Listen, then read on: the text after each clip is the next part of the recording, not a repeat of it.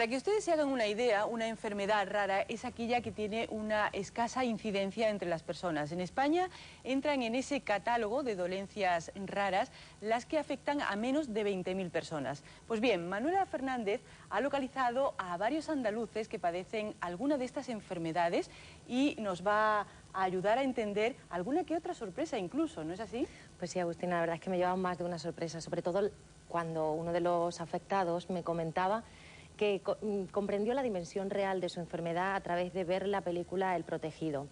Pero bueno, en general estas personas, bueno, si él no hubiese ido a ver esa película, imagínate, aún estaría dando tumbos por ahí de médico en médico hasta saber cuál era realmente su enfermedad.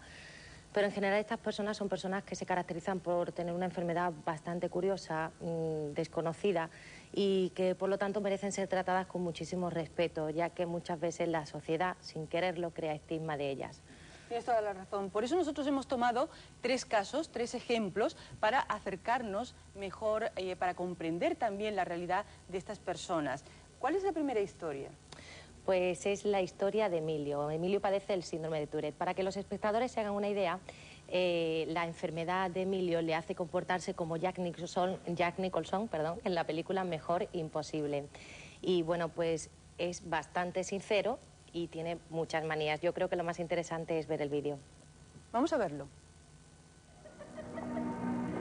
No puede vivir sin mí.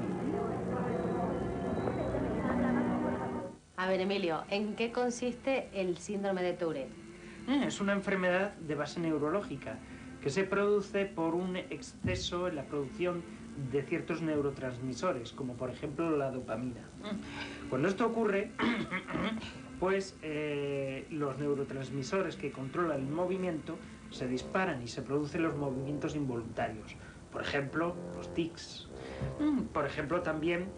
Bueno, los tics no tienen por qué ser siempre movimientos de la cabeza o del ombligo, que se pueden dar también, o de alguna parte del cuerpo, sino que también pueden ser fónicos, es decir, ruidos guturales, toses, carraspeos, cosas así.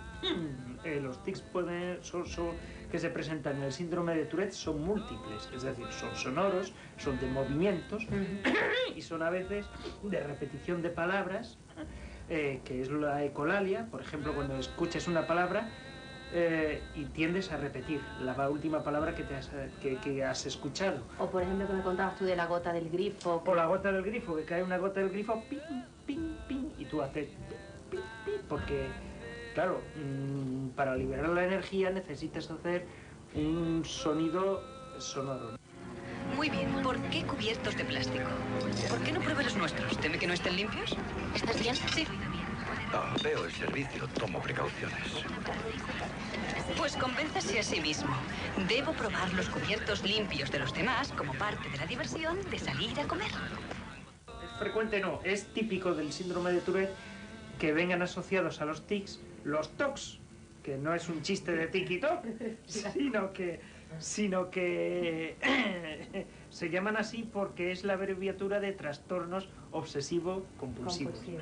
Yo tengo que hacer copias de seguridad de todos los CDs porque me da miedo a perder los datos. Y hay veces que hago hasta 4 copias de seguridad del mismo CD. Con los charcos ocurre que tengo la manía de que no me gusta dejar la huella. Cuando llueve, los días de lluvia, paso encima de un charco y después, ¿qué es lo que ocurre? Cuando pasas a secano, que dejas ahí la huella de la suela. Cada persona es un mundo. Entonces, en el síndrome de Tourette no hay una sintomatología única y unívoca para todos los casos, sino que a unos se les presenta unos TOCs y a otros se les presenta otros. Jack Nicholson tenía esos TOCs, además también tenía la manía de que no podía pisar las líneas de la calle. El exceso de dopamina provoca como una cierta sinceridad, ¿no? Más sinceridad de la cuenta. Yo soy bastante sincero cuando me expreso en una idea. La cuestión es que a veces no me doy cuenta cuando estoy siendo asertivo y cuando estoy siendo agresivo. Bueno, y después de tu experiencia, ¿qué le pides a la ciencia? Después de la experiencia, bueno, a la ciencia lo único que le puedo pedir es más interés por el estudio de este tipo de enfermedades. Todos somos diferentes. aunque a uno le pase una cosa más rara que a otro.